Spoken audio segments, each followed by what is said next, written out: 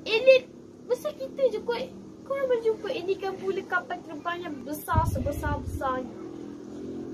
Nonsen gila korang tak boleh jumpa.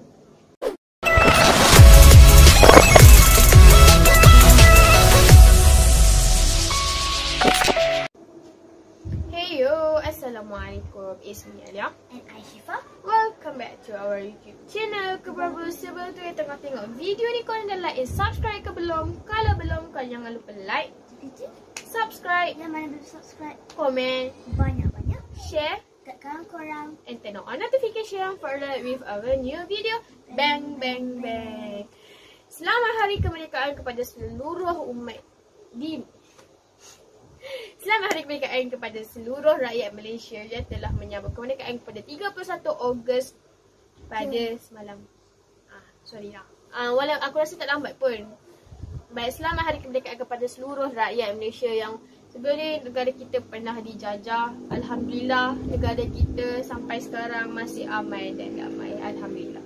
So, tanpa melengahkan masa, mari kita start kita punya video. 239 people on board has gone missing.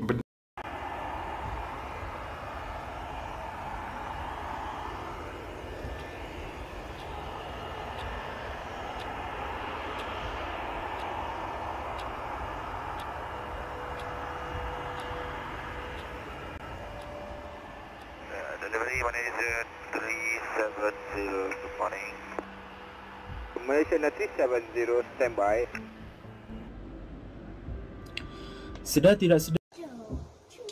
Okay, so seperti korang dah tengok thumbnail, hari ni kita akan merungkai kes penerbangan MH370. Seperti korang tahu, YouTuber terkenal kita, Prince Smith, telah menjumpai lokasi pendaratan MH370 di Diego Garcia. Dekat mana tu aku pun tak tahu, tapi dia satu pulau yang terpencil dekat area Indian Ocean sana. Nanti aku akan lebih mendalam cerita pasal tu dekat part tu, okay? So, aku akan ceritakan sebelum kita merungkai kes lokasi tersebut, aku akan ceritakan serba sedikit tentang sejarah penerbangan MH370. Okay. Pada 8 tahun yang lalu, ada satu penerbangan Malaysia Airlines 370 atau Mars 370 or lebih dikenali sebagai MH370 yang dilaporkan hilang pada 8 Mac 2014 yang sepatutnya diterbangkan daripada Kuala Lumpur, Malaysia ke Beijing, China. Seramai 227 penumpang dan 12 orang cabin crew, kira-kira dalam macam around 239 orang in one aeroplane. Cuba kau bayangkan, dalam satu aeroplane tu ada seramai 239 orang hilang macam tu. Pesawat ini diketuai oleh Zahari Ahmad Shah yang berusia 53 tahun.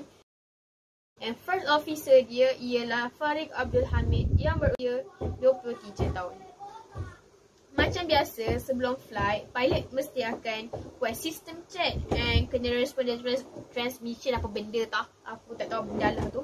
Untuk make sure yang dalam kapal terbang tu semua everything is clear and okay. So maknanya kalau diorang ada something dalam kapal terbang tu, mesti diorang akan dapat detect daripada awal. Okay, kita continue. Lebih kurang daripada pukul 11 lebih malam, everything is fine sementara on the way ke Beijing. The pilot tu merespon semua benda macam biasa. Macam dia dari berhubung ke pangkalan, macam pangkalan tanya everything is okay, cuaca dia hubung dengan okay. Beberapa minit kemudian, MH370 dilaporkan hilang daripada radar dan lenyap macam tu je. The target's gone. It's gone. The target's gone. Diorang yang dari pangkalan tu kan try to connect to tanya semua orang okey ke tak, everything is clear ke, macam-macam. Tetapi MH370 tiada sebarang respon mahupun satu suara yang keluar daripada MH370. Baik diorang yang dari pengkalan tu still husnuzon or still cool down, or beranggapan yang pilot tu terlanggar button sebab cuaca or error ke apa benda ke, sebab kan kat atas kan bila tu dia punya connection pun mungkin akan terhilang. Tapi kalau macam kalau ikut logik, kalau kapal terbang dengan pangkalan, macam kalau kapal terbang tu ada one button tau. Kalau kita tutup the button tu, baru connection akan hilang tau. Macam baru pangkalan tak dapat detect radar tu dari mana-mana. So means macam maybe the pilot tu tutup the button. Wallahualam. Lepas tu mesti lama kemudian macam berapa jam tu, mesti dekat yang International Airport punya Beijing International Airport, yang mana family diorang yang naik kapal terbang tu mesti diorang tengah tunggu where is their person. Kan kalau macam flight dah nak sampai dekat the airport, mesti main gate akan terbuka, right? Macam semua orang akan tunggu kat main gate, and nanti ada orang sambut ke belakang kita. Macam kalau yang mana naik flight tu korang tahulah kan. But tiada satu kapal terbang yang mendarat pun daripada Malaysia pada ketika itu. Means MH370 not reach the location. Korang kena ingat tau, dalam kapal terbang tu ada family yang Malaysia. So tetapi tiba-tiba dah lama macam patutnya patutnya Beijing punya kapal terbang katalah reach dalam pukul 3 pagi, 4 pagi. But dah sampai ke 7 pagi, 6 pagi pun still kapal terbang tak tiba-tiba. So diorang mesti akan beranggapan, oh bukan diorang je lah aku rasa, bukan diorang je terfikir macam tu, kita pun akan terfikir macam apa yang dah terjadi. Still anybody alive or ada dah mati? Adakah diorang yang dalam kapal terbang tersebut dijadikan tebusan ke sesuatu tempat? Kan masa kapal terbang tu tengah jalan, dia macam dia lurus tau. Kapal terbang dia lurus, tiba-tiba dia konak, dia U-turn, then baru lenyap. So dia U-turn tu, dia U-turn ke kawasan lautan tau. Satu U-turn, lepas tu dia pergi lalu air tau.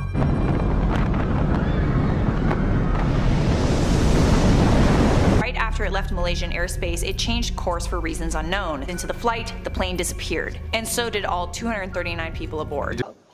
So dia bukan laut yang macam biasa-biasa korang pergi naik jet ski or macam banana boat tu tau.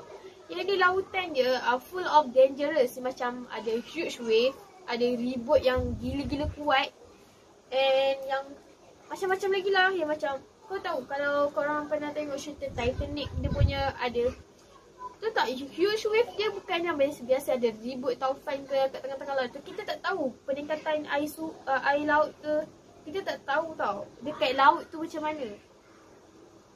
So dia bukan yang korang mesti akan teringat macam okay lautan ni macam yang korang selalu pergi naik jet ski tu ke, banana boat tu ke. No. Ni lautan yang full of dangerous. Okay. Our pilot pun Zahari Ahmad Shah sebenarnya dia seorang yang berpengalaman dan hampir semua benda dia tahu in kapal terbang. So impossible lah kalau nak kata dia macam tak tahu the button ni untuk apa, the sistem ni untuk apa. Impossible sebab dia seorang yang pengalaman.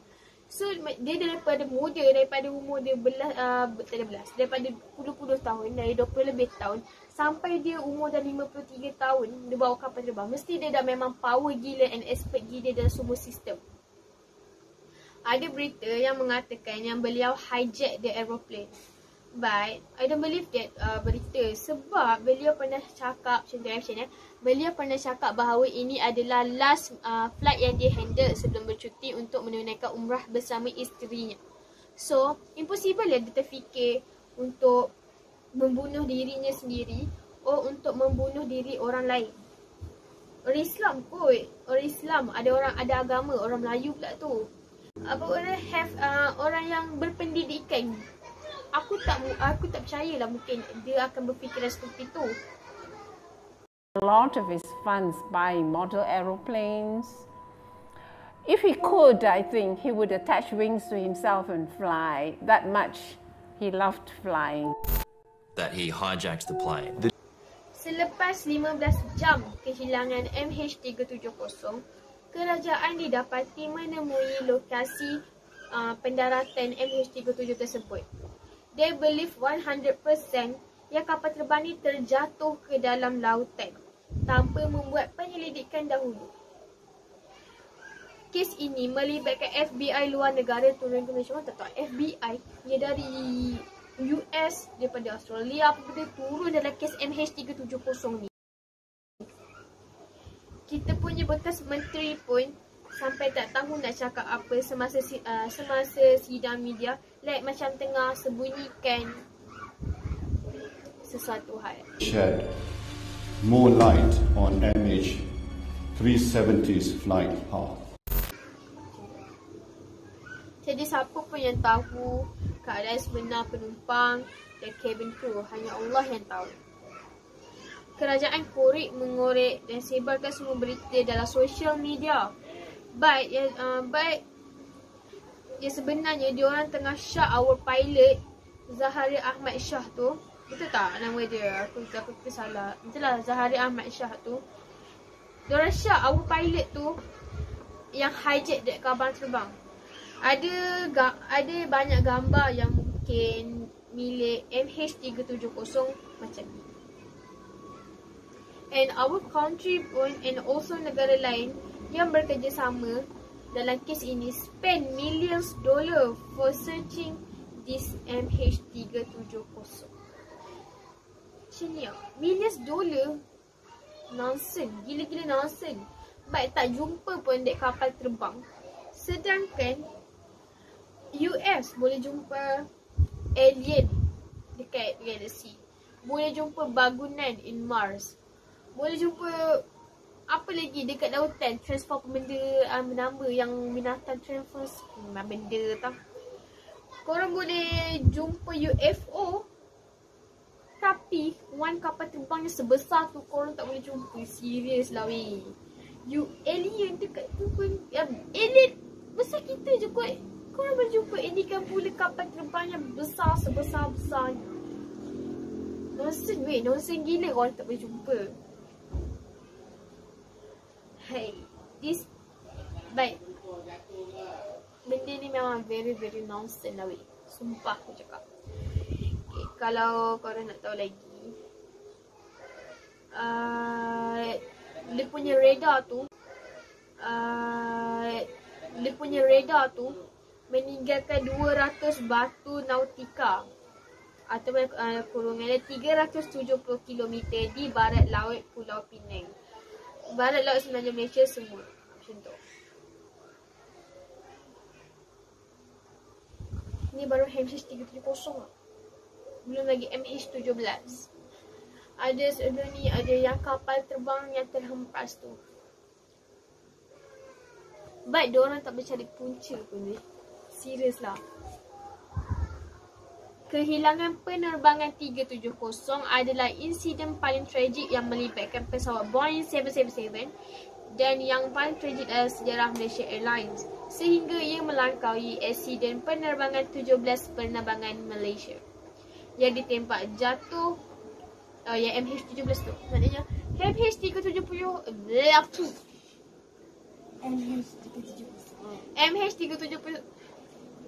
MH370 punya kes tidak selesai sehingga hari ini. Sebab kes MH370 ni lagi teruk daripada kes MH17 yang ditembak jatuh. Dia ditembak jatuh Ukraine. Aku rasa Ukraine yang tembak, tak silap aku lah. Aku tak ingat sangat. Aku rasa Ukraine yang ditembak jatuh ketika terbang ke timur Ukraine yang dilanda konflik 4 bulan kemudian. Kerugian gabungan tersebut menyebabkan masalah kewangan yang besar bagi Malaysia Airlines yang kemudiannya dimilik negarakan oleh kerajaan Malaysia pada bulan Disember 2014. So, kes MH370 ni pada 2014. So kalau kau bayangkan Malaysia Airlines, our aeroplane yang paling besar dekat Malaysia. Okay, apa benda warna merah, Airlines bukan. Asia tu only dekat dalam Asia Tenggara je tau. Korang jangan fikir yang Asia tu dia merangkumi satu dunia tau. Maknanya Asia tu kalau korang nak naik macam dalam Asia Tenggara je, macam Malaysia nak ke Filipina, Malaysia nak ke Thailand, Malaysia nak ke Indonesia, ke Vietnam, ke apa lagi, Laos. Yang dalam Asia Tenggara je. Untuk yang Malaysia Airlines ni our paling besar kita punya kapal terbang yang menerbangkan ke seluruh negara macam Turki, Dubai, apa lagi, Rusia, US, UK, Australia, yang dalam Asia Tenggara je. Untuk yang Malaysia Airlines ni our paling besar kita punya kapal terbang yang menerbangkan ke seluruh negara macam Turki, Dubai, apa lagi, Rusia, US, UK, Australia, Ireland, Iceland, Netherlands, macam tu. So macam bila kes-kes macam ni jadi, mesti penumpang-penumpang pun akan takut nak naik Malaysia Airlines tau. Macam diorang mesti akan teringat that case macam MH370 case still now tak selesai. So MH17 tak I think dah selesai. Yang pasal kita dah tahu sebenarnya siapa yang tembak apa benda semua tu. Sebab tu ada konflik selama 4 bulan, right? So dia macam okay. Lepas tu ada yang tu aku rasa kat airlines kot. Tu AirAsia bukan Malaysia Airlines. Tu aku rasa AirAsia kot yang terhempas kat Indonesia tu.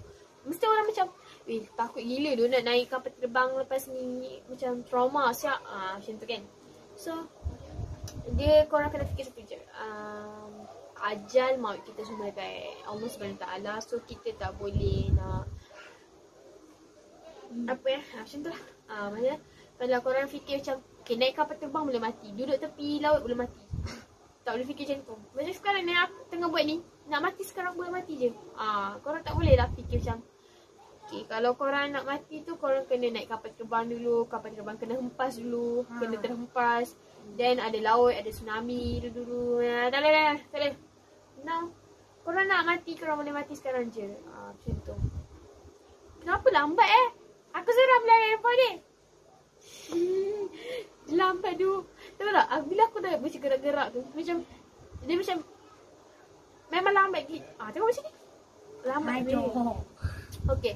So untuk merungkai kes tempat landing penerbangan, kita akan sambung ke part tu. Bye. Assalamualaikum. Kau jangan risau, aku akan sambung part ni ke yang pasal kes lokasi yang Prince Smith itu. Aku akan sambung ke part tu. Kau jangan risau. Okay. Bye. Assalamualaikum. Good night. Jangan lupa like, subscribe, comment, share and turn on notification for alert with our video. Bam bam bam. Semoga korang dalam lindungan Allah. Dan bye. Assalamualaikum. Bye. Sorry for video yang terkat dengan sendiri. Aku pun tak tahu macam mana video tu boleh cut dengan sendiri. So apa-apa pun enjoy this video. Bye.